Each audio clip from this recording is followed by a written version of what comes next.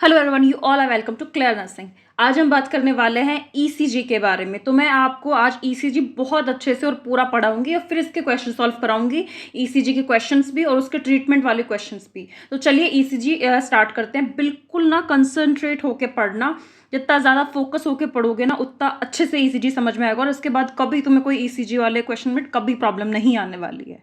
तो चलो स्टार्ट करते हैं अब। तो सबसे पहले आपको दे रखा है यहाँ पे ईसीजी का वेव फॉर्म। ईसीजी का वेव फॉर्म दे रखा है, तो आपको इसमें फिल करना है कि कहाँ पे पी क्यू आर एस होता है।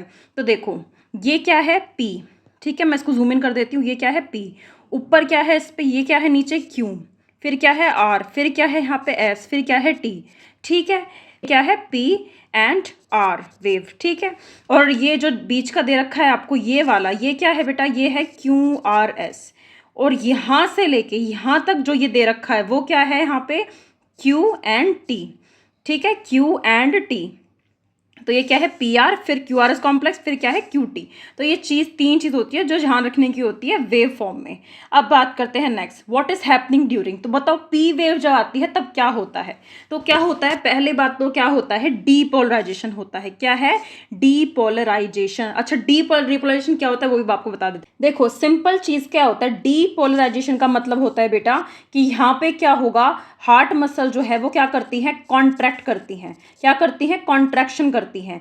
रीपोलराइजेशन में क्या होता है, रिकवरी होती है या फिर रिलैक्स होती है। पी वेव जो है, पी वेव, ठीक है, यहाँ पे क्या हुई, डीपोलराइज हुई, जैसे कि यहाँ पे लिख रखा है। तो यहाँ पे इसका मतलब क्या है कि यहाँ पे एट्रियल, जब पी वेव आती है इसका मतलब क्या है कि एट्रियल ने क्या करा है, डीपोलराइजेशन करा है, या हम उसको क्या बोल सकते हैं, एट्रियल यहाँ पे क्या हुआ है, कॉन्ट्रैक्शन हुआ है।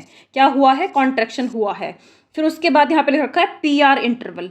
पी आर इंटरवल इसमें क्या होता है, ये क्या है, टाइम है बेटा।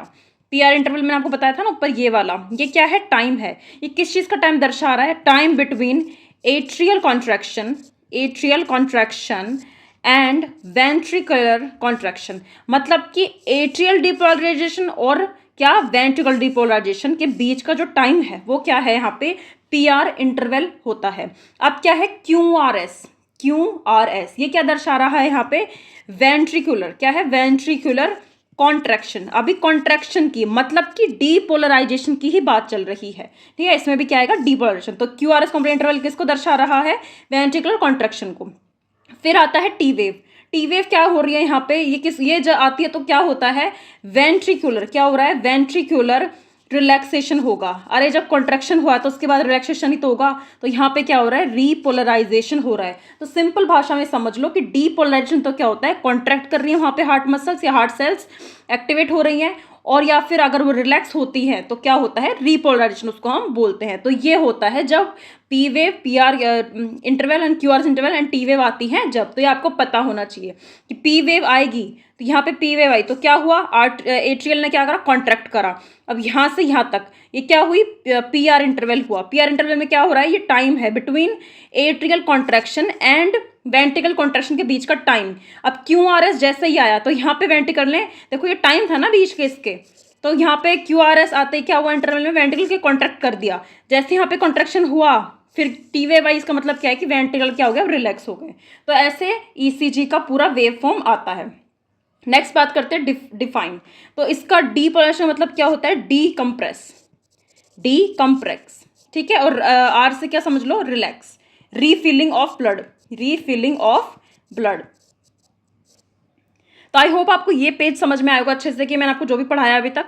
चलो अब नेक्स्ट पे बात करते हैं, नोन्स नंबर्स टू नो, जो हमें बेसिक नंबर पता होने चाहिए वो कौन से हैं यहाँ। देखो normal sinus, normal sinus rhythm कितनी होती है आपको पता है, 60 से 100 बीट पर मिनट होती है, ठीक है। टैकीकार्डिया कब होता है, जब 100 से ऊपर चली जाए heart rate beat per minute, तब टैकीकार्डिया हो जाता है। ब्रेडिकार्डिया कब होता है, जब 60 से नीचे चली जाए, क्योंकि नॉर्मल इसके बीच है ना बेटा, इससे कम गई तो क्या होगा ब्रेडिकार्डिया, इससे ऊपर गई तो क्या हो गया, टैकीकार्डिया हो गया, बीट पर मिनट। अब मैंने आपको यहाँ पे बताया था कि पी आर इंटरवल क्या होता है, क्यू आर एस इंटरवल कब होता है, क्या आता है इसके अंदर, ठीक है। तो यहाँ पे इसका टाइमिंग भी दे रखी है बेटा। टाइमिंग क्या है, पी आर इंटरवल का जो टाइमिंग होता है ये आपको रटना पड़ेगा, 0 से 12 0.12 से 0.12 से 0.20 सेकंड होता है, ठीक है। क्यूआरएस कॉम्प्लेक्स का कितना होता है, 0.06 से 0.21 सेकंड। ऊपर मैंने आपको पीआर इंटरवल बताया कि कब हो रहा है, जब ये क्या है, टाइम है किसके, एट्रियल कॉन्ट्रैक्शन वेंट्रिकल कॉन्ट्रैक्शन के बीच का टाइम है। क्यूआरएस क्या है कि यहाँ पे वेंट्रिकल कॉन्ट्रैक्ट कर गया है, टी वेव क्या दर्शा रही है कि वेंट्रिकल अब रिलैक्स हो गया है। तो यहाँ पे इनकी टाइमिंग्स भी दे रखी है बेटा। तो पीआर इंटरवल का टाइमिंग कितना है यहाँ पे, 0.20 तो 0.12 से 0.20 के बीच का जो है ये क्या होता है, पीआर इंटरवल का क्या होता है, यहाँ पे रिदम मेजरमेंट है, टाइम है इसका, इतने सेकंड में क्या होता है ये टाइम। क्यूआरएस इसमें क्या होता था, वेंट्रिकल कॉन्ट्रैक्ट कर रहे हैं तो इसका टाइमिंग क्या है, 0.06 से लेके 0.12 सेकंड। अब क्यूटी इंटरवल कितना होता है, लेस देन 40 सेकेंड्स। तो ये इसके टाइमिंग्स हैं बेटा, इन पे भी क्वेश्चन आता है तो ये आपको ये रट लेना चाहिए, याद होने चाहिए, ठीक है। अब हम बात करते हैं किसकी, हार्ट रिदम कैसे कैलकुलेट करते हैं, ठीक है। हार्ट रिदम हम कैसे कैलकुलेट करते हैं, एक ईसीजी स्ट्रिप होती है, उसमें क्या देखोगे सबसे पहले आपकी आर इंटरवल, ठीक है। मतलब कि डिस्टेंस कितनी है दो आर वेव के बीच में। अगर वो डिस्टेंस इक्वल है तो क्या होगा, रेगुलर रिदम। अगर क्या है, वेरिएबल्स है मतलब कि अनइक्वल है, रेगुलर क्या है यहाँ पे, रिदम है। तो पहले हम रिदम देखते हैं कि रेगुलर है कि नहीं है। अगर रेगुलर होती है तो ये क्या है, साइनस रिदम है, रेगुलर है। अगर इररेगुलर होती है तो जैसे कि एग्जाम्पल हो गया एट्रियल फिब्रिलेशन, ठीक है, ये एग्जाम्पल हो गया। तो ये क्या था, रिदम के बारे में। अब हम पता करते हैं कि हार्ट रेट कैसे कैलकुलेट करते हैं। तो देखो एक ईसीजी स्ट्रिप में है ना बेटा, एक बात तो ईसीजी मैं आपको बता दूं, जो ईसीजी निकलती है उसकी पेपर स्पीड ना 25 mm पर सेक होती है। ये यहाँ पे मैंने क्या बना रखा है, एक बड़ा बॉक्स यहाँ पे, ठीक है। तो इस बड़े बॉक्स को यहाँ पे निकाल के बता रखा है कि इसका टाइमिंग कितना होता है, यहाँ पे 0.20 सेकेंड होता है। एक बड़े बॉक्स का, लार्ज बॉक्स का कितना टाइमिंग होता है, 0.20 सेकेंड। मैं इसी लार्ज बॉक्स से, देखो यहाँ पे ये लार्ज बॉक्स ने निकाल रखा है यहाँ पे ये वाला, अब मैं इसी से एक छोटा बॉक्स निकाल लूँ तो उसकी टाइमिंग कितनी है यहाँ पे, 0.04। बड़े वाले की कितनी हुई, पूरे की हुई 0.20, ठीक है। एंड से छोटा सा निकाल लूँ मैं अगर, तो उसकी कितनी हुई, 0.04 सेकंड हुई। तो पहले आपको ये पता होना चाहिए कि लार्ज बॉक्स का एंड स्मॉल बॉक्स का जो टाइमिंग होता है वो कितना होता है, ये आपको पता होना चाहिए। ऑन स्मॉल बॉक्स में कितना होता है, 0.04 सेकंड। एक लार्ज बॉक्स कितना होता है, 0.20 सेकंड। और 5 लार्ज बॉक्स आ गया बेटा, ये एक आ गया, एक, ठीक है। तो यहाँ पे क्या है, 1 सेकंड, पूरा 1 सेकंड हो गया, ठीक है। तो ये हमने पूरा निकाल लिया, समझ लिया। अब हम हार्ट रेट कैलकुलेट करना सीखते हैं। तो देखो 2 टाइप के मेथड होते हैं, क्या होते हैं, 2 टाइप के मेथड चलते हैं। पहला मेथड होता है लार्ज बॉक्स कैलकुलेशन का, उसको हम क्या बोलते हैं, 300 रूल। तो 300 रूल के अंदर क्या होता है, हम 2 आर वेव के बीच में हम काउंट करते हैं कि कितने बड़े बॉक्स आ रहे हैं। तो देखो यहाँ पे कितने बड़े स्क्वायर आ रहे हैं, 1, फिर 2, फिर 3 एंड फिर 4, ये क्या है, लार्ज बॉक्स हैं। तो ये 2 आर वेव के बीच में कितने लार्ज बॉक्स आ रहे हैं, 4 लार्ज बॉक्स आ रहे हैं। तो हम क्या करेंगे बेटा, 300 रूल का मतलब क्या है कि यहाँ पे 2 आर वेव के बीच में हमें देखनी है कि कितने लार्ज बॉक्स आ रहे हैं। तो यहाँ पे 4 आ रहे हैं। तो फॉर्मूला क्या है, हार्ट रेट बराबर 300 में हम भाग दे देंगे जितने भी हमारे नंबर ऑफ लार्ज स्क्वायर आए, लार्ज बॉक्स आए, तो कितने आए, 4 आए। तो इसका क्या आ जाएगा, 75 बीट पर मिनट। तो ये इस ईसीजी का चल रहा है। इस ईसीजी में पेशेंट की हार्ट रेट कितनी चल रही है, 75 चल रही है, 75 बीट पर मिनट चल रही है। अगर हमें इसी का ही या सेम, चलो दूसरा एग्जाम्पल ले लेते हैं, ये ले लेते हैं, ठीक है, एग्जाम्पल इसमें हमें अगर कैलकुलेट करना है कि अब हमें स्मॉल बॉक्स से कैलकुलेट करना है, तो स्मॉल बॉक्स के लिए बेटा 1500 रूल चलता है। क्या चलता है, 1500 रूल चलता है। यहाँ पे आर वेव के बीच में कितने स्मॉल बॉक्स आ रहे हैं, तो कितने आ रहे हैं, देखो 1 2 3 4 5 6 7 8 9 10 11 12 13 14 15 16 17 18 19 20 21 आ रहे हैं, ठीक है। तो हम क्या करेंगे, 1500 में भाग दे देंगे किसका, कितने हमारे स्मॉल बॉक्स आए 2 आर वेव के बीच में। तो कितने आए, 21 आए। तो 1500 में जब आप 21 का भाग दोगे तो कितना आता है, 71 आएगा, 70 बीट पर मिनट। अब इसकी क्या चल रही है, इस ईसीजी में हार्ट रेट कितनी है पेशेंट की, 71 बीट पर मिनट है। तो ऐसे हम क्या निकालते हैं, हार्ट रेट निकालते हैं। दो फॉर्मूले चलते हैं, 300 रूल एंड 1500 रूल। ठीक है, ये लार्ज बॉक्स के लिए होता है, ये स्मॉल बॉक्स के लिए होता है। अब बहुत ध्यान देना, आपको मैं सिर्फ ईसीजी स्ट्रिप दिखाऊंगी और आपको बताना है कि ये कौन सी रिदम है, टैकीकार्डिया हो रहा है, ब्रेडिकार्डिया हो रहा है, वेंट्रिकल फिब्रिलेशन हो रहा है, क्या हो रहा है। तो बेटा पहला जो ईसीजी स्ट्रिप है वो क्या है, यहाँ पे नॉर्मल रिदम है। क्या है, नॉर्मल साइनस रिदम है। क्या है, नॉर्मल साइनस रिदम। ईसीजी जो नॉर्मल होती है देख लो वो कैसी होती है। ठीक है, अब हम बात करते हैं सेकंड, जिसमें आपको ये माउंटेन्स टाइप के दिखाई दे रहे हैं ना, छोटे छोटे माउंटेन्स। इसको अच्छे से देखो, इसमें कैसा दिखाई दे रहा है आपको, ऐसा ऐसा दिखाई दे रहा है। ठीक है, ये ईसीजी कैसा, किसका, वेंट्रिकुलर। क्या है, वेंट्रिकुलर टैकीकार्डिया, वेंट्रिकुलर टैकीकार्डिया। और ये किसकी तरह दिखाई दे रहा है, ये दिखाई दे रहा है टॉम स्टोन जो होते हैं, जो कि कब्र पे लगाए जाते हैं, उसकी तरह दिखाई दे रहा है। अरे जो क्रिश्चियन लोग होते हैं, जैसे उनकी डेथ हो जाती है तो उनके रिस्पेक्ट में ना एक ऐसा ट्यूम सा लगाया जाता है, एक पत्थर गाड़ा जाता है, वहाँ पे उनका नाम लिखा होता है कि कब जन्मे थे, उनकी जन्म डेट लिखी होती है, उनकी डेथ डेट लिखी होती है। क्या होता है, टूम स्टोन। तो वैसा ही ये दिखाई दे रहा है, देखो। तो ये क्या है, वेंट्रिकुलर टैकीकार्डिया है। तो ये चीज ध्यान रखना। इसमें क्या है, कोई भी टी या पी वेव आपको नहीं दिखाई दे रही होगी वेंट्रिकुलर टैकीकार्डिया में। ठीक है, तो कैसे पहचानोगे इसको, टूम स्टॉप अपीयरेंस आएगा, कोई पी या टी वेव नहीं होगी। ये क्या है, वेंट्रिकुलर टैकीकार्डिया। अब दे रखा है नेक्स्ट, ये देखो। अब आपको ये नॉर्मल ऊपर जो है ना, इसकी तरह दिखाई दे रही होगी कहीं ना कहीं कि हाँ ये भी नॉर्मल साइनस रिदम है, साइनस टैकीकार्डिया निकलेगा। ये क्या है, साइनस टैकीकार्डिया, यहाँ पे ये दर्शा रहा है। ये क्या है, साइनस टैकीकार्डिया। ठीक है, रिदम ये नॉर्मल ही है। ठीक है, देखो इंटरवल जो यहाँ पे आ रहा है, रिदम की बात कर रही हूँ, रिदम यहाँ पे नॉर्मल है, पर ये आर वेव इतनी पास में है तो ये किस में कन्वर्ट हो रही है, टैकीकार्डिया में। रिदम नॉर्मल है तो क्या बोल दिया, साइनस वर्ड वहां पे हमने लगा दिया। ठीक है, साइनस टैकीकार्डिया का जो ट्रीटमेंट होता है वो क्या होता है बेटा, बीटा ब्लॉकर्स होता है। क्या होता है, बीटा ब्लॉकर्स। तो नेक्स्ट ईसीजी स्ट्रिप है, ये क्या है, ये देखो इसमें कोई टूम स्टोम अपीयरेंस भी नहीं है। ठीक है, तो इसको वेंट्रिकुलर टैकीकार्डिया तो बोल मत देना। ठीक है, ये क्या है बेटा, ये है वी फिब। वी फिब मतलब वेंट्रिकुलर, क्या है, वेंट्रिकुलर फिब्रिलेशन, फिब्रिलेशन है ये। ठीक है, इसको कैसे पहचानोगे, इसमें क्या होगा, यहाँ पे स्मॉल फिब्रिंग वेव्स आएंगी। फिबिंग वेव्स क्या होती है, फिबिंग ये क्या होती है, ऐसे ऐसे ऐसे ऐसे, ये क्या होती है, ऐसे जो वेव आती है ना, ये क्या है, वी फिब है। वी फिब मतलब वेंट्रिकुलर फिब्रिलेशन है, इसको ऐसे पहचानोगे। देखो ये ऐसे ऐसे ऐसे ऐसे हो रही है, इसमें कोई टूम शेप नहीं बन रहा है। ठीक है, यहाँ पे देखो, यहाँ पे आकर तो बिल्कुल ऐसे पतली सी हो गई है। तो ये क्या है, वेंट्रिकुलर फिब्रिलेशन। पेशेंट की पल्स भी नहीं चल रही होती है, ना ही कोई बीपीओ शो कर रहा होता है वहाँ पे। ठीक है, तो ये no cardiac output, no BP, no pulse, फिबिंग वेव्स होती है। क्या बोलते हैं, वेंट्रिकुलर फिब्रिलेशन बोलते हैं। आपके सामने ईसीजी है, आप इसको देख लो। ठीक है, इसका ट्रीटमेंट क्या होता है, इसका ट्रीटमेंट होता है ओनली एंड ओनली, क्या हो गया, इसका ट्रीटमेंट डिफिब्रिलेशन होता है। इसका ट्रीटमेंट क्या है, डिफिब्रिलेशन बिफोर ड्रग, ड्रग से पहले। ठीक है, डिफिब्रिलेशन करते हैं सबसे पहले। अगर ये क्वेश्चन आ जाए, वेंट्रिकुलर फिब्रिलेशन पेशेंट दर्शा रहा है, आप सबसे पहले क्या करोगे, तो आप दवाई नहीं दोगे, आप उसको डिफिब्रिलाइजेशन करोगे। एंड एक इंपॉर्टेंट चीज के साथ, इसमें आपको नो नीड टू सिंक्रोनाइज्ड करने की जरूरत नहीं है। ठीक है, इसमें आप डायरेक्ट शॉक दोगे, आपको सिंक्रोनाइज करने की जरूरत नहीं है। और पहले क्या करोगे, आप डिफिब्रिलेशन करोगे।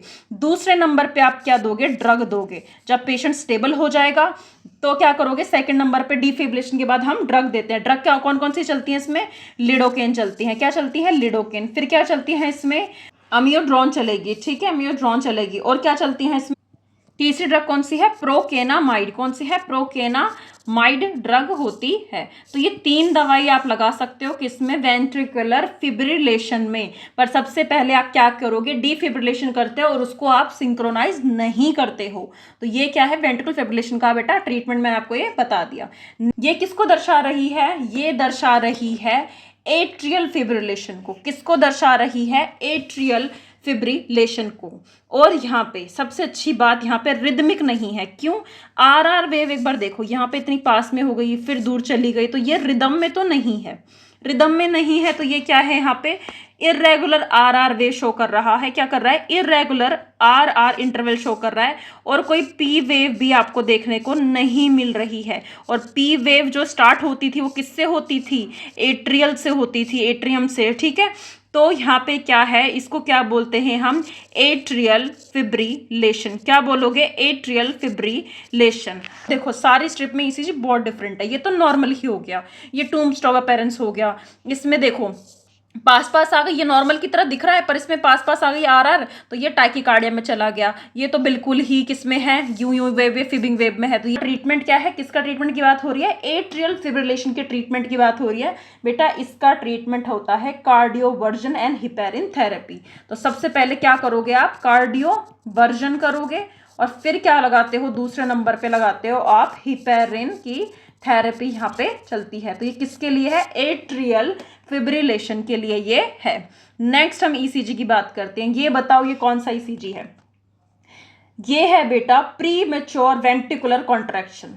प्री मेच्योर मतलब कि मेच्योर भी नहीं हुआ है, पहले ही कॉन्ट्रैक्शन हो रहा है। किसका कॉन्ट्रैक्शन हो रहा है, वेंट्रिकुलर कॉन्ट्रैक्शन हो रहा है। और वेंट्रिकुलर कॉन्ट्रैक्शन कौन से में दिखाते थे, QRS में दिखाते थे, मैंने आपको बताया था। तो यहाँ पे प्री मेच्योर हो रहा है, तो यहाँ पे क्या हो रही है, QRS कॉम्प्लेक्स बीच बीच में उल्टा हो रहा है, जो आपको दिख रहा होगा यहाँ पे।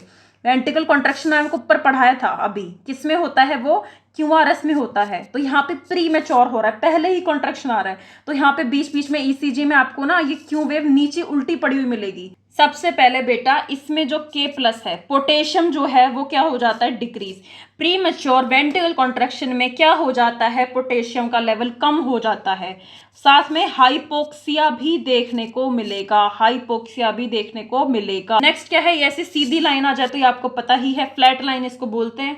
और ये क्या जिसको किसको दिखाता है, एसिस्टोल को दर्शाता है। नेक्स्ट देखो, नेक्स्ट में क्या है, यहाँ पे भी क्या है, यहाँ पे आपको QRS जो है कॉम्प्लेक्स, एक तरह से RR जो है वो देखने को मिल रहा है, यहाँ पे भी देखने को मिल रहा है। तो ये चीज किसको दर्शा रहा है, देखो इसमें क्या है, इसको सबसे पहले तो क्या बोलते हैं, एट्रियल फ्लटर बोलते हैं। क्या बोलते हैं, एट्रियल फ्लटर इसमें बोलते हैं। इसको आप कैसे पहचानोगे, इसके अंदर बेटा कैसा होगा, सो टूथ जो है यहाँ पे अपीयरेंस देखने को मिलेगा। अच्छा ये क्या होता है, जो ऐसी होती है ना आड़ी और तिरछी पड़ी हुई, कैसी है, आड़ी और तिरछी पड़ी हुई। देखो कोई ग्राफ में भी कई बार आपको दिखाई देगा कि ऐसे ऐसे होता है, ये क्या है बेटा, सो टूथ अपीयरेंस होता है, इसको बोलते हैं सो टूथ। तो इसमें देखो, ये देखो आ रही है ना वेव्स इसके अंदर, तो ये किसको दर्शा रही हैं, सो टूथ को दर्शा रही हैं। ये फिबिंग नहीं है, एक तो ये फिबिंग नहीं है, दूसरा ये देखो एट्रियल फिब्रिलेशन से कंफ्यूज मत होना, इसमें तो बिल्कुल ऐसे ऐसे वेव्स आ रही हैं, ठीक है। और साथ में क्या आ रहा है, यहाँ पे आर आ रहा है, इसलिए एट्रियल फिब्रिलेशन है। ऊपर वेंट्रिकुलर फिब्रिलेशन में कुछ भी नहीं आ रहा था, सिर्फ ऐसे ऐसे चल रहा था फिबिंग। एट्रियल में क्या होगा, यहाँ पे ये थोड़ा दिखने लग जाएगा, और कैसा दिखेगा, सो टूथ दिखेगा आपको। और यहाँ पे भी क्या नहीं है, यहाँ पे भी कोई पी वेव नहीं है, क्या नहीं है, कोई पी वेव यहाँ पे भी देखने को नहीं मिलेगी। तो ऐसे इसका आप पता लगा सकते हो कि ये क्या है, एट्रियल फ्लटर है। नेक्स्ट हम बात करते हैं इसकी, इसमें आपको देखने को मिल रहा होगा कि जो RR इंटरवल है वो एकदम रेगुलर में है, रिदम में है। तो रिदम में कोई चीज़ होती है तो हम उसको क्या बोलते हैं, साइनस बोलते हैं। और यहाँ पे क्या है, RR एक दूसरे से बहुत ज़्यादा दूर है, तो ये क्या है, साइनस ब्रैडीकार्डिया। और इसका ट्रीटमेंट तो आपको पता ही होगा और पता ही होना चाहिए। इसका ट्रीटमेंट क्या होता है बेटा, एट्रोपिन देते हैं। क्या देते हैं, एट्रोपिन देते हैं साइनस ब्रैडीकार्डिया में। और ये एथलीट्स के अंदर, जो एथलीट्स होते हैं ये ध्यान रखना, उनके अंदर ये देखना नॉर्मल होता है। क्या होता है, नॉर्मल होता है। एथलीट्स में साइनस ब्रैडीकार्डिया नॉर्मल होता है, तो ये चीज़ ध्यान रखना। अच्छा क्यों नॉर्मल होता है ये भी बता देती हूँ। देखो इसके 2-3 कारण हो सकते हैं। पहला क्या होता है, स्ट्रॉन्ग हार्ट मसल्स। क्या होती है, स्ट्रॉन्ग हार्ट मसल, मतलब कि जो एथलीट्स होते हैं बेटा वो ट्रेनिंग करते हैं, तो उसकी हर बीट के साथ वो हार्ट से क्या कर सकते हैं, बहुत ज़्यादा ब्लड जो है वो निकाल सकते हैं। तो उनको फास्ट हार्ट बीट की वहाँ पे ज़रूरत नहीं होती है। उनकी हार्ट मसल इतनी ज़्यादा स्ट्रांग होती है कि वो एक बीट में ही बहुत ज़्यादा क्या निकालती है, ब्लड निकालती है, पंप करती है, तो उनको फास्ट बीट की ज़रूरत नहीं होती है। दूसरा क्या होता है, हाई वेगल टोन। इसका मतलब क्या होता है वहाँ पे कि जो एक्सरसाइज करते हैं उससे क्या होता है, इंक्रीज हो जाता है रिलैक्सेशन सिग्नल्स किसके अंदर, हार्ट के अंदर। मतलब कि जब एथलीट क्या करते हैं, एक्सरसाइज करते हैं तो इंक्रीज कर देते हैं रिलैक्सेशन किसका, हार्ट का। हार्ट का रिलैक्सेशन जो सिग्नल है वो क्या कर देते हैं, इंक्रीज कर सकते हैं। इससे क्या होता है, हार्ट रेट जो होती है वो स्लो हो जाती है। ठीक है। तीसरा क्या होता है, energy saving mode. Energy saving mode मतलब कि क्या होता है, ईच बीट में है ना इतना ज्यादा पंप निकलता है ब्लड का कि हार्ट क्या कर सकता है, अफोर्ड कर सकता है कि बीट कुछ क्या करें, पर मिनट क्यों चले, कम चले, एट रेस्ट पे वो ज्यादा रहे। तो ये 3 कारण होते हैं, strong heart muscle, high vagal tone and energy saving mode. इसलिए एथलीट्स में साइनस ब्रेडिकार्डिया नॉर्मल होता है।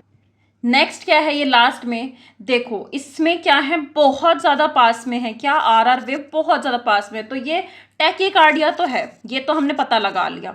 ठीक है, ये टैकीकार्डिया तो है। और ये क्या है, वेंट्रिकल टैकीकार्डिया है, यहाँ पे वेंट्रिकल टैकीकार्डिया है। अब हमें पता लगाना है कि बाकी और ये क्या है। देखो यहाँ पे एस बन रहा है, दिख रहा है आपको, ये एस शेप बन रहा है यहाँ पे, ऐसा वाला। ये किसको दर्शा रहा है, सुप्रा वेंट्रिकुलर या सुपर वेंट्रिकुलर टैकीकार्डिया भी इसको हम बोल सकते हैं। तो ये किसका ईसीजी है, सुप्रा वेंट्रिकुलर टैकीकार्डिया। इसका ट्रीटमेंट क्या होता है बेटा, इसका ट्रीटमेंट होता है कैरोटिड मसाज। कैरोटिड मसाज सबसे पहले क्या करोगे, कैरोटिड मसाज करोगे। उससे ठीक नहीं हुआ तो हम क्या देते हैं, आईवी एडिनोसिन।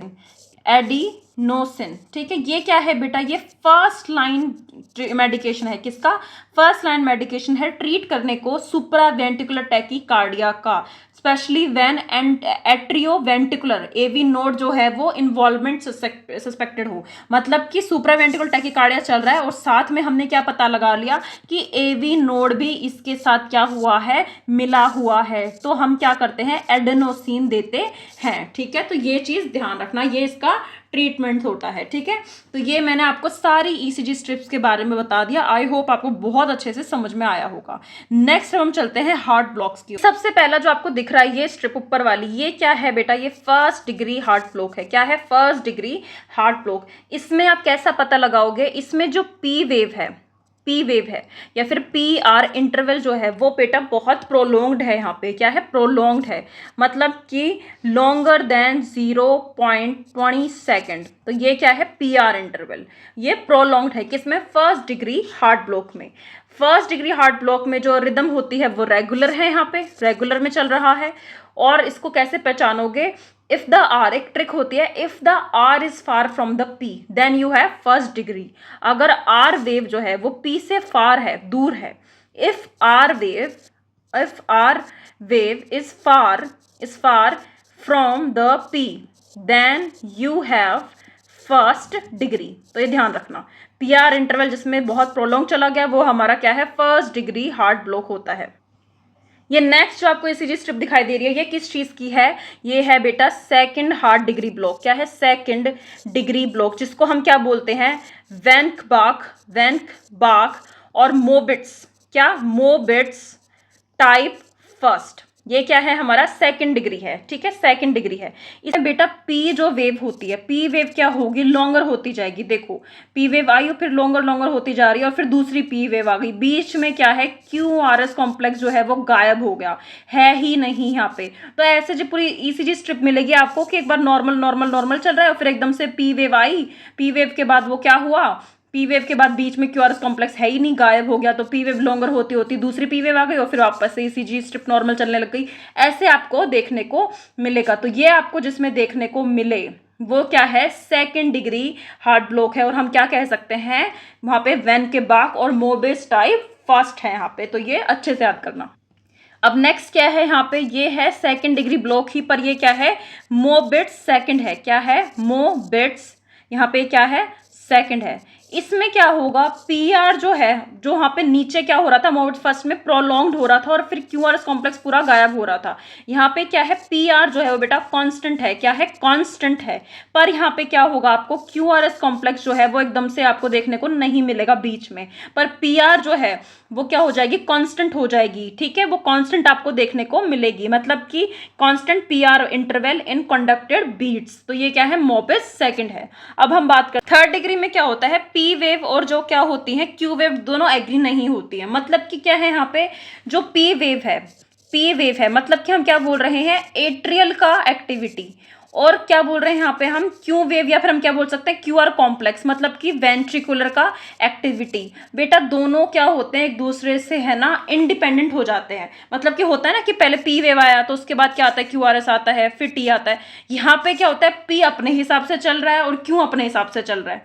समझ रहे हो, दोनों एक दूसरे को एग्री नहीं कर रहे हैं कि पहले पी वेव आएगी तो क्यू अपना तू अलग कर पी वेव, और क्यू आर एस कॉम्प्लेक्स वो अपना अलग करेगा। तो ये किस में हो जाता है, ये हो जाता है किसमें, कंप्लीट हार्ट ब्लॉक, और ओके क्या बोल सकते हैं इसको, थर्ड डिग्री हार्ट ब्लॉक हम इसको बोल सकते हैं। तो इसमें हमें पेस मेकर की जरूरत पड़ती है ताकि एक रिदम में चीज चल सके। ये नहीं कि जब एट्रियल का मन करा तब वो कॉन्ट्रैक्ट करेगा और जब क्यूआरएस का मन करा तब, वेंट्रिकल का मन करा तब वो करेगा, ऐसे नहीं होता है। ठीक है, तो पेस मेकर यहाँ पे लगाया जाता है, ये इसका ट्रीटमेंट यहाँ पे होता है। अब देखो जो इंपॉर्टेंट ईसीजी होते हैं जैसे कि इलेक्ट्रोलाइट्स के, वो हमें पढ़ना बहुत जरूरी है, वो तो क्वेश्चन बहुत ज्यादा आते हैं। हाइपोकलेमिया का कैसे पता लगाओगे, इसमें ना अब नॉर्मल यू वेव आती है। तो देखो इसमें आप देख सकते हो कि क्या हो रहा है, यहाँ पे एसटी जो है वो डिप्रेस्ड हो रहा है, इतना डिप्रेस्ड हो रहा है कि यहाँ पे एक उभार सा बन गया। तो ये क्या है बेटा, अब नॉर्मल यू वेव है, जो कि ईसीजी में नॉर्मली नहीं होता है। तो ये क्या है, हाइपोकलेमिया का यहाँ पे ये ईसीजी है। नेक्स्ट हम बात करते हैं हाइपर कैलिया, जिसमें पोटेशियम ज्यादा हो गया। यहाँ पे क्या होगा, यहाँ पे पीक क्या दिखाई देगी, पीक टी वेव या फिर टॉल टी वेव दिखाई देगी। आपको क्या दिखाई देगी, टॉल टी वेव दिखाई देगी। देखो ये एस था, उसके बाद टी इतना बड़ा क्यों, क्या हो गया, टावर की तरह आपको दिखाई देने लग गया। तो इससे याद रखना कि यहाँ पे टॉल टी वेव दिखाई देगी, हाइपर कैलेमिया। ये नेक्स्ट इसका स्ट्रिप है बेटा, ये है हाइपोकैलेमिया का, किसका है, कैल्सीमिया का। कैल्शियम कम होता है उसका ईसीजी है ये। इसमें क्या होगा, क्यू टी क्या हो जाएगा, क्यू टी प्रोलॉन्ग्ड हो जाएगा, क्या हो जाएगा, क्यू टी प्रोगोलेशन हो जाएगा। यहाँ देखो यहाँ पे आपको दिख भी रहा होगा कि टी जो है कितना दूर चला गया, किससे, क्यू आर एस कॉम्प्लेक्स से कितना दूर चला गया। तो ये क्या है बेटा, हाइपोकैलेमिया। और हाइपर में क्या होता है, एस और टी, ये एस और टी है ये बहुत पास पास में आ जाता है, तो उसको क्या बोलते हैं, एस टी शॉर्टन्ड। तो जब कैल्शियम बढ़ा तो एस टी हमारा छोटा हो गया। ठीक है, कैल्शियम जो है वो कम हुआ तो हमारा क्यू टी जो हो गया वो प्रोलॉन्ग्ड हो गया। तो ऐसे करके आप याद रख सकते। नेक्स्ट क्या है यहाँ पे बेटा, ये है हाइपोमैग्नीसीमिया। इसमें क्या है, मैग्नीशियम कम हो गया। तो इसका ईसीजी कैसा आता है, इसमें एसटी जो होता है वो शॉर्ट हो जाता है, डिप्रेस्ड हो जाता है। एंड जो टॉल है, जो टी वेव है वो टॉल हो जाती है। इसमें देखो एस है और उसके बाद बिल्कुल इतना सही है और फिर टी वेव आ गई पूरी। तो ये क्या है, एस टी यहाँ पे क्या हो गया, डिप्रेस्ड हो गया, डिप्रेशन में चला गया। और टी वेव जो है वो क्या हो गया, टॉल हो गया। तो ये क्या है, हाइपोमैग्नीसीमिया है। ठीक है, हाइपर मैग्नीसिया में क्या होता है, ये नेक्स्ट क्या है बेटा, हाइपर मैग्नीसीमिया है। इसमें क्या हुआ, जो पीआर था, पीआर इंटरवल था वो क्या हो गया, देखो यहाँ से यहाँ तक की दूरी क्या हो गई, प्रोलॉन्ग्ड हो गई। मतलब कि इसका नॉर्मल कितना होता है, लास्ट 0.20 सेकंड होता है, इससे क्या हो गया, ये प्रोलॉन्ग्ड हो गया, बढ़ गया। पर यहाँ पे ये ध्यान रखना, जो पीआर इंटरवल है वो बेटा रिदम में है। ठीक है, नॉर्मल है यहाँ पे, रिदम में है, पर क्या है यहाँ पे प्रोलॉन्ग्ड हो चुका है। पीआर जो है प्रोलॉन्ग्ड हो चुका है, 0.20 से बढ़ चुका है। एंड जो क्यूआरएस कॉम्प्लेक्स है, क्यूआरएस कॉम्प्लेक्स वो वाइड हो चुका है। अच्छा, वाइड का मतलब क्या होता है, देखो नॉर्मली ये होता है, ठीक है, ये पी वेव आती है, मान लो ये पी वेव आई और फिर कैसा होता है, ऐसा होता है। तो ये वाइड नहीं है, ये एकदम चिपका हुआ है। और जब ये ऐसा दिखाई देने लग जाए, यूं करके यूं, तो ये क्या है बेटा, वाइड हो गया है। तो ये क्या है, वाइड क्यूआरएक्स है। तो P R prolonged and wide QRS किस में देखने को मिलेगा, आपको हाइपर मैग्नीसियम में देखने को मिलेगा। तो मैंने आपको ये पूरा इलेक्ट्रोड का ईसीजी समझा दिया अच्छे से। आपको मैंने सारे वेंट्रिकल टैकीकार्डिया सब उसका बता दिया, हार्ट डिग्री ब्लॉक का बता दिया, एंड ईसीजी के इलेक्ट्रोड्स भी आपको, जो इलेक्ट्रोलाइट्स होते हैं उनका ईसीजी भी आपको अच्छे से बता दिया। वीडियो वापस से एक बार देख लेना, अच्छे से समझ में आ जाएगा। देखो इस इमेज में अब एक नई चीज बताने जा रही हूँ। देखो दो टाइप के एमआई होते हैं। आपने एमआई सिर्फ एक ही पढ़ा होगा, हार्ट अटैक का बस एक ही पढ़ा होगा कि एस डिवॉल्यूशन, मायोकार्डियल इन्फेक्शन। पर बेटा दो टाइप की ईसीजी निकलती है जब एमआई आता है। ठीक है, तो ये किसका इमेज है, ये किसका इमेज है, ये है यहाँ पे नॉन एस टी इवॉल्वेशन एमआई। क्यों, क्योंकि देखो इसके अंदर देखो एस, ये एस है और ये टी है, ये धस रहा है अंदर, मतलब एस टी डिप्रेशन देखने को मिल रहा है एक तरह से आपको। ठीक है, और ये क्या है, इसको आप बोल सकते हो, देखो क्यू आर एस टी, इसमें एस टी इवाल्वेट हो रहा है। तो ये क्या है, एस टी इवाल्वेशन मायोकार्डियल इन्फ्रैक्शन। ठीक है, इन्फ्रैक्शन।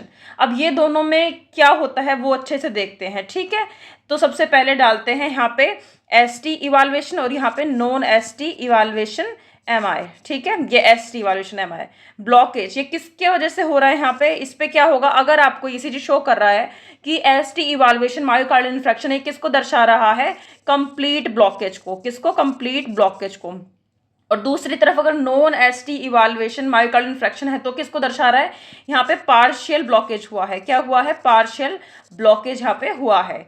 बायोमार्कर्स, बायोमार्कर्स क्या करते हैं, इंक्रीज करते हैं एस टी इवैल्यूएशन वाले में, ठीक है, और इसमें भी करेंगे जिसमें पार्शियल ब्लॉक है या फिर non S T evaluation M I है उसमें भी, ठीक है। बस आपको मेन चीज याद रखने की क्या थी कि एस टी सेगमेंट जो होता है, ठीक है, वो इवाल्वेट होगा। इसमें क्या होता है, जिसमें मैंने आपको पढ़ाया अभी नॉन एस टी एम आई इवाल्वेशन, इसमें क्या होता है, एस टी इवाल्वेट नहीं होगा, क्या होगा, डिप्रेशन में होगा, डिप्रेशन में होगा। और टी वेव क्या होगी, इन्वर्जन होगी, टी वेव क्या होगी, इन्वर्जन होगी। तो ये दो टाइप के ईसीजी एम आई पे आते हैं, तो ये ध्यान रखना, सिर्फ एक ही चीज मत रट के बैठे रहो। नेक्स्ट अब पढ़ते हैं ईकेजी के बेसिक्स।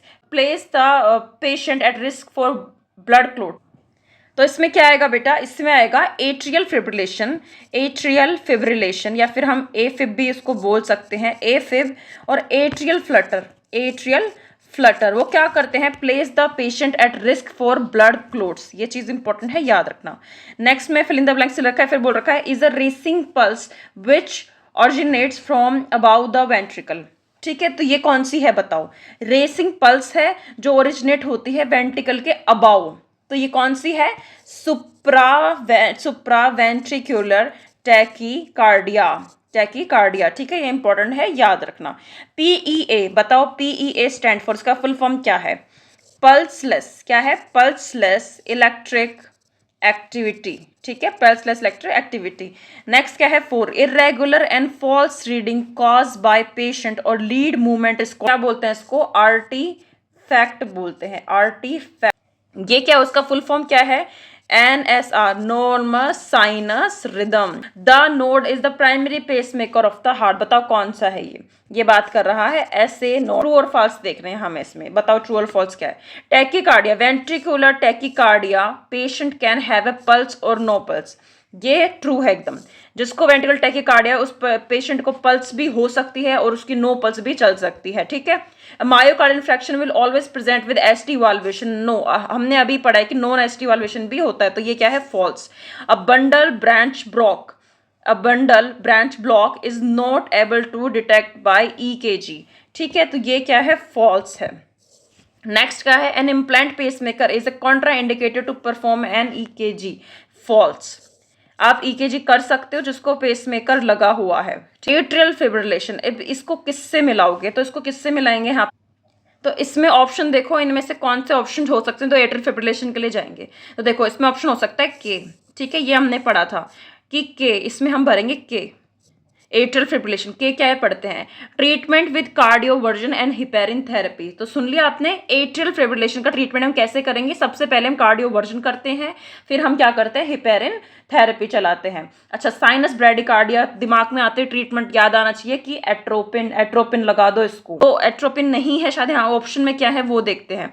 तो इसमें सारे ऑप्शन मैंने देखे, तो इसमें ऑप्शन क्या जाएगा सही बेटा, मैं यहाँ पे बात कर रखी है, मैंने आपको बताया था साइनस ब्रेडिकार्डिया नॉर्मल होता है एथलीट्स में, तो देखो often seen in endurance athletes at baseline, तो ये इसका एकदम सही आंसर है कि एथलीट्स में ये क्या होता है, नॉर्मल होता है। साइनस टैकीकार्डिया, इसके लिए क्या जाएगा यहाँ पे, इसके लिए जाएगा यहाँ पे जे जाएगा यहाँ पे, cause by anxiety and stimulants may be treated with beta blockers. Yes, मैंने आपको बताया था कि एंजाइटी से क्या होता है, ये ट्रिगर होता है, और इसको किससे ठीक कर सकते हैं, इसको बीटा ब्लॉकर देके ठीक कर सकते हैं, मैंने आपको ये अभी पढ़ाया था, ठीक है, तो उसमें आएगा J. Complete heart block, complete heart block में क्या होता है, देखो इसके अंदर कौन सा ऑप्शन जाने वाला है, इसके अंदर ऑप्शन जाएगा जी, क्योंकि देखो recommended treatment is placed on pacemaker, आपको पता था कि कंप्लीट हार्ट ब्लॉक हो जाता है तो हम इसका ट्रीटमेंट क्या होता है, ओनली एंड ओनली पेसमेकर होता है, तो यहाँ पे क्या जाएगा, जी जाएगा।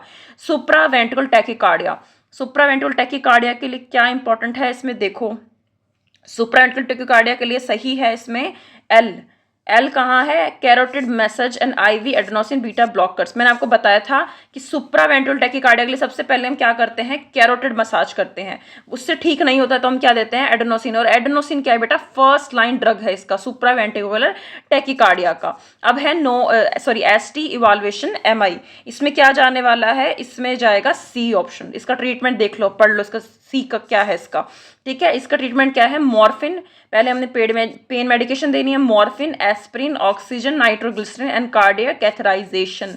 ये ऐसे इसका ऑर्डर चलता है, तो ये चीज ध्यान रखना इंपॉर्टेंट है। प्रोलॉन्ग्ड क्यूटी, प्रोलॉन्ग्ड क्यूटी हमें किस में देखने को मिलता है, प्रोलॉन्ग क्यूटी इसमें आएगा option A. Can be cause by certain scikit medication और ओंडास्टेरोन। तो ओंडास्टेरोन भी क्या करती है, प्रोलॉन्ग क्यूटी करती है, तो ये भी सही इसका आंसर है। तो ये ध्यान रखना, ऑन्डास्टेरोन भी क्या करती है, ऑन्डास्टेरोन वो क्या करती है, प्रोलॉन्ग्ड क्यूटी करती है। अब क्या है यहाँ पे, पीवीसीस, ये क्या है यहाँ पे, पीवीसीस। इसमें क्या जाएगा आंसर, इसमें आंसर जाने वाला है एम। एम क्या है यहाँ पे, infrequent occurrence not always concerning frequent occurrence may be lead to weakened and cardiac muscles। तो यहाँ पे क्या जाएगा, एम जाएगा यहाँ पे आंसर। इसका मतलब क्या था, full form, pre mature ventricular contraction. तो ये क्या होता है, इनफ्रीक्वेंट होता है, ठीक है, फ्रिक्वेंटली नहीं होता है, इनफ्रीक्वेंट होता है, ठीक है। और ये कंसर्निंग नहीं होता है। अगर ये इनफ्रीक्वेंट चल रहा है ना बेटा, तो ये मतलब इतना कंसर्निंग नहीं होता है, पर ये फ्रीक्वेंटली आ रहा है ईसीजी में, तो ये क्या करता है, ये lead to weaken cardiac muscle. ये कार्डियक मसल को क्या करता है, वीक करता है। तो ये इंपॉर्टेंट चीज है, ठीक है। दूसरा क्या है यहाँ पे, peak T waves. Peak T waves के लिए यहाँ पे क्या जाएगा, देखो असेस करो यहाँ पे क्या जाने वाला है, मुझे लगता है यहाँ पे सही है एफ। देखो, assess serum potassium and troponin seen with hyperkalemia और एमआई। तो ये क्या है, पीक टी वेव्स, तो ये इसके लिए सही है, क्योंकि मैंने आपको अभी दिखाया था कि जहाँ पे एसटी इवाल्युएशन हो रहा था वहाँ पे टी भी इवाल्युएट होती है, तो इससे आप पता कर सकते हो। आर्टिफैक्ट अभी पढ़ा है, आर्टिफैक्ट देखो इसमें ढूंढो कहाँ पे है आर्टिफैक्ट का सही, आर्टिफैक्ट का है यहाँ पे ई जाने वाला है इसका आंसर, ठीक है। Rearrange and stabilize lead, encourage patient to remain still as possible. तो हमें क्या करना है यहाँ पे, ई सही है इसका, क्या है, हमें रीअरेंज करना है, सारी लीड को स्टेबलाइज करना है और पेशेंट को बोलना है कि आप हिले डुले नहीं, स्टिल रहें, ठीक है। अब क्या है, आर्टियल फिब्रिलेशन। आर्टियल फिब्रिलेशन के लिए यहाँ पे क्या जाएगा, ट्रीटेड विद डिफ्लेवेशन। तो ये ओ इसका एकदम करेक्ट आंसर है। टॉर्टोडेस दे पॉइंटर्स, इसमें तो मतलब सीधा दिमाग में आ जाना चाहिए कि मैग्नीशियम सल्फेट, इसका ट्रीटमेंट सिर्फ और सिर्फ मैग्नीशियम सल्फेट होता है। तो D, appearance at twisted pattern, ऐसा ही टेस्ट, इसका अपेरेंस जो आता है ईसीजी में अजीब सा आता है, ट्विस्टेड पैटर्न आता है, और इसको मैग्नीशियम सल्फेट देके ही इसको ट्रीट कर सकते हैं हम, ठीक है। अब क्या है, नेक्स्ट क्या है यहाँ पे, paroxysmal arterial fibrillation. Paroxysmal arterial fibrillation, इसका आंसर क्या जाने वाला है, इसका आंसर यहाँ पे जाएगा एन जाएगा इसका आंसर। इरेगुलर रिदम होती है विच बिगिंस, जो स्टार्ट होती है and may resolve by itself, और खुद ही ठीक हो जाती है within 1 week, within 1 week, intermediate. तो इसमें एन जाएगा आंसर, ठीक है। इरेगुलर रिदम स्टार्ट होती है और खुद ही रिजॉल्व हो जाती है और विद इन 1 वीक के अंदर। तो ये क्या है, पैरोक्सिमल एट्रियल फिब्रिलेशन। अब क्या है, recurrent ventricular tachycardia with pulse, pulse है यहाँ पे। तो पल्स में आप क्या देते हो, आप पल्स में कोई भी डीफेब या वो नहीं करते हो। अब पल्स है तो यहाँ पे हम दवाई देके इसको ठीक करेंगे। तो यहाँ पे हम क्या करेंगे, इसको ठीक कर देंगे हम किससे, बी, आईवी। इसको अमिड्रोन चल सकता है एंड लिडोकेन। मैंने आपको पढ़ाया था ट्रीटमेंट में कि पहले तो हम क्या कर रहे थे, वहाँ पे डीफैब कर रहे थे शायद, जब नो पल्स था, ठीक है। और अगर पल्स है तो हम क्या दे रहे थे, अमिड्रोन दे रहे थे, ठीक है, और लिडोकेन दे रहे थे। तो ये इंपॉर्टेंट है। अब क्या है, pulseless ventricle tachycardia. Pulseless ventricle tachycardia होता है तो हम क्या करते हैं, सीधा सीपीआर स्टार्ट कर देते हैं, सीपीआर, और ब्लू कोड भी बोलते हैं उसको, ब्लू प्रोटोकॉल। तो यहाँ पे आई क्या है यहाँ पे देखो, तो आई क्या है यहाँ पे, begin CPR and code blue protocol. और अगर पल्स है तो क्या करेंगे, दवाई देंगे। तो आई थिंक आपको अभी तक ईसीजी के बारे में सब कुछ समझ में आया होगा। ये हमारा लास्ट था, अब हम स्टार्ट करेंगे अपने क्वेश्चन आंसर। ऐसा ही ईसीजी बन के आ सकता है, ठीक है। तो ईसीजी क्वेश्चन दोनों दिमाग में लेके चलो कि जो क्वेश्चन बोल रहा है वो ईसीजी भी ऐसा आ सकता है। अब पेशेंट ईसीजी शो, एक पेशेंट का ईसीजी है वो शो क्या कर रहा है, वहां पे क्यूआरएस जो है वो वाइड है, ठीक है। तो मतलब नॉर्मली पी ऐसा होता है और फिर ऐसा चिपक के आता है, पर यहाँ पे क्वेश्चन क्या बोल रहा है कि वाइड है, तो मतलब ऐसा होगा, ठीक है। वाइड क्यूआरएस कॉम्प्लेक्स है, ठीक है, विद द रेट ऑफ, कितनी हार्ट रेट चल रही है उसकी हार्ट रेट चल रही है बेटा 150, मतलब कि टैकीकार्डिया में पेशेंट है। टैकीकार्डिया में पेशेंट है और पेशेंट एक्सपीरियंस कर रहा है क्या, पाल्पेशन हो रहा है उसको और शॉर्टनेस ऑफ ब्रेथ हो रही है। बताओ मोस्ट लाइकली डायग्नोसिस क्या है। तो मोस्ट लाइकली डायग्नोसिस क्या है बेटा, यहाँ पे होगा वेंट्रिकुलर टैकीकार्डिया, क्योंकि वेंट्रिकुलर टैकीकार्डिया में ही क्या होता है, एक तो टैकीकार्डिया होता है जो कि यहाँ पे हो रहा है, और दूसरा क्या होता है, वहाँ पे वाइड क्यूआरएस देखने को मिलेगा आपको, वाइड क्यूआरएस, ठीक है। और टैकीकार्डिया यहाँ पे दिख ही रहा है आपको। और सिम्टम्स भी कैसे मिलते हैं जो क्वेश्चन में दे रखे हैं, पाल्पिटेशन होता है, शॉर्टनेस ऑफ ब्रेथ होती है। तो ये इसका आंसर तो आपको समझ में आ गया होगा। अब आप बोलोगे मैम अदर क्यों नहीं है। सुप्रा वेंट्रिकुलर टैकीकार्डिया इसलिए नहीं है बेटा क्योंकि वहां पे आपको नैरो क्या देखने को मिलेगा, नैरो क्यूआरएस कॉम्प्लेक्स देखने को मिलता है, ना कि वाइड, नैरो देखने को मिलता है वहां पे, ठीक है। और एट्रियल फिब्रिलेशन यहाँ पे क्यों नहीं है, वहां पे क्या होता है आपको मैंने बताया था कि इर्रेगुलर रिदम होती है, आर इंटरवल जो होते हैं वो इरेगुलरली चलते हैं। बंडल ब्रांच ब्लॉक इसमें क्या होता है, कैन कॉज वाइड क्यूआरएस, ये वाइड क्यूआरएस कर सकता है बेटा, टैकीकार्डिया नहीं करता है 120, और ऐसे सिम्टम्स उसमें नहीं आते हैं, पाल्पिटेशन और शॉर्टनेस ऑफ ब्रेथ। तो ये इसका आंसर नहीं होने वाला है। इसका आंसर क्या होगा, इसका आंसर सिर्फ और सिर्फ क्या होगा, वेंट्रिकुलर टैकीकार्डिया होने वाला है। नेक्स्ट क्वेश्चन क्या है, एक पेशेंट है, ईसीजी है उसका, शो कर रहा है एसटी सेगमेंट इवाल्वेशन, लीड देख लो, लीड कौन सी है, सेकंड है, थर्ड है और क्या है, AVL है, ठीक है। The patient is experiencing chest pain हो रहा है उसको, जो रेडिएंट होकर उसके लेफ्ट आर्म में जा रहा है। मोस्ट लाइकली डायग्नोस, ये तो समझ में आ गया होगा सीधा सीधा, क्या है मैम, मायोकार्डियल इन्फ्रेक्शन है ये, ठीक है। एंजीना क्यों नहीं है, एंजीना में एसटी वो क्या होता है, एसटी इवाल्वेशन नहीं देखने को मिलता है, नो एसटी इवाल्वेशन, सिर्फ वहां पे चेस्ट पेन आपको देखने को मिलेगा।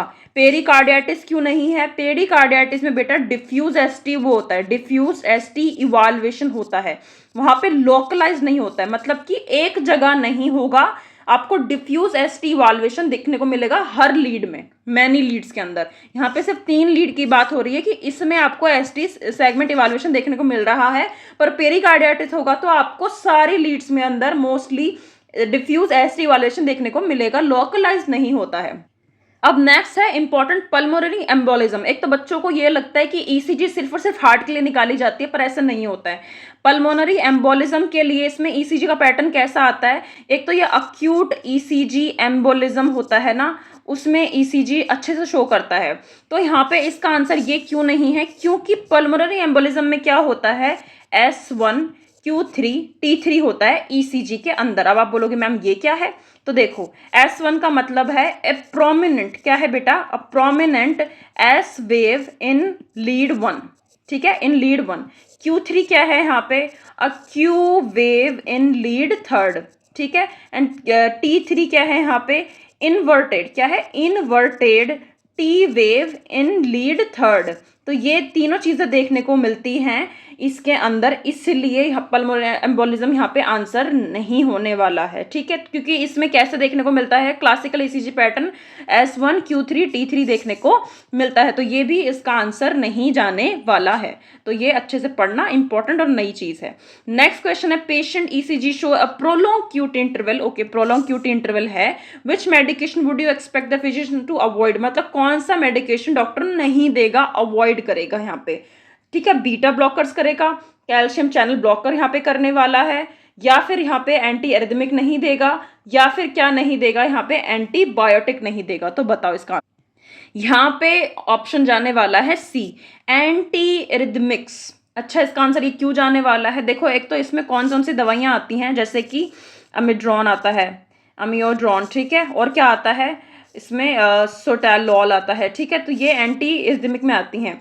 ये क्या करती हैं बेटा, और क्यूटी प्रोलोंगेशन करेंगी, क्या करेगी, और ज़्यादा प्रोलोंग कर देगी, किसको, क्यूटी इंटरवल को फर्दर और बढ़ा देंगी। और अगर और बढ़ा देंगी, जब क्यूटी और प्रोलोंग्ड हो जाएगा तो वो किस में चेंज हो जाता है, टोर्साडिस दे पॉइंटर्स में हो जाता है चेंज। और इसका ट्रीटमेंट क्या होता है, मैग्नीशियम सल्फेट होता है, ये ध्यान रखना।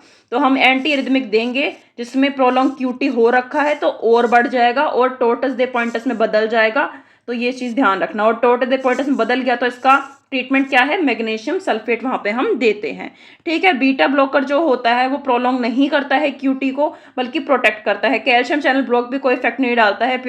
एंटीबायोटिक में कर सकती हैं, जैसे कि माइक्रोलिड्स होते हैं, माइक्रोलिड्स या फिर फ्लूरोक्यूनिनॉल्स होते हैं, वो क्या कर सकते हैं, प्रोलॉन्ग कर सकते हैं क्यूटी को। पर यहाँ पे हमसे मेजर ग्रुप पूछा है, तो मेजर ग्रुप कौन सा है, एंटी इरिथमिक्स वाला है।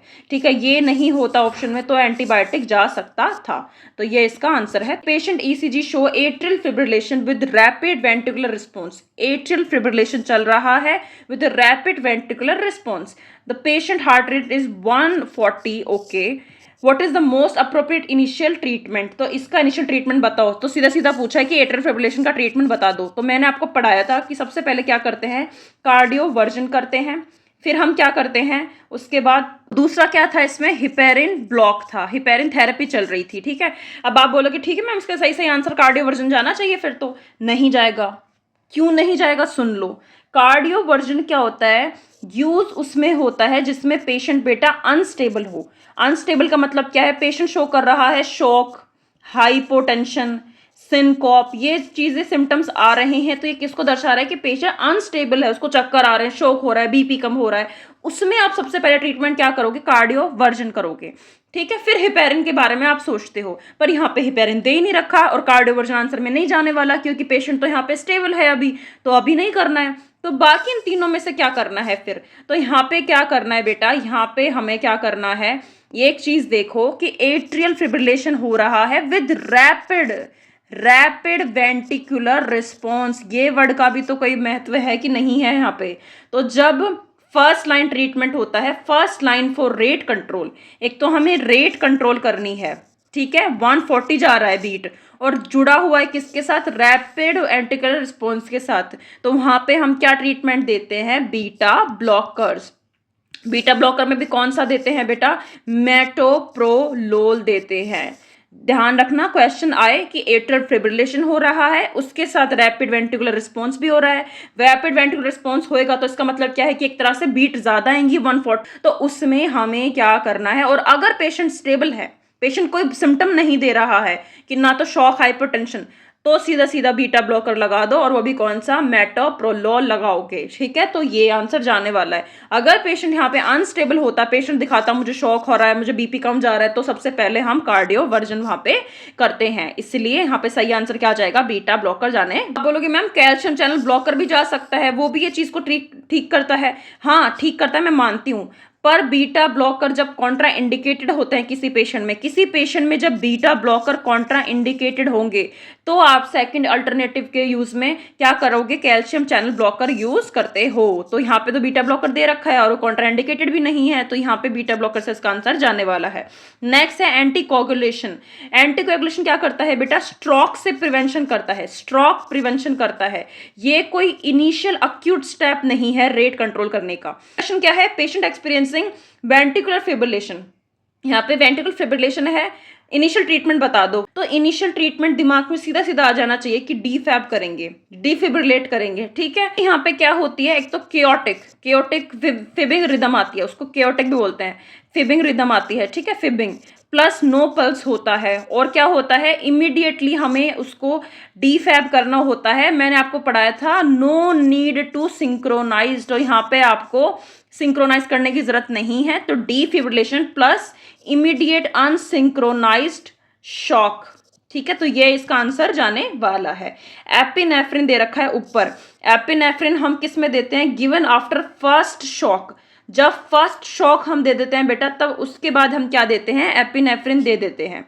ठीक है, ये ध्यान रखना। सबसे पहले हम डीफैब करेंगे, उसका पहला शॉक जाएगा, उसके बाद हम क्या देंगे, एपिनेफ्रिन देते हैं। शॉक दिया, एपिनेफ्रिन दी, इन दोनों से भी ठीक नहीं हो रहा और परसिस्टेंट वीएफ बना हुआ है, वेंट्रिकुलर फिब्रिलेशन बना हुआ है, तो क्या देंगे, लिडोकेन देंगे। पूरा ट्रीटमेंट तो ये सुन लो। ठीक है, पहले हम क्या करेंगे, डीफैब करेंगे विद अनसिंक्रोनाइज्ड, सिंक्रोनाइज नहीं करते हैं यहाँ पे, अनसिंक्रोनाइज्ड।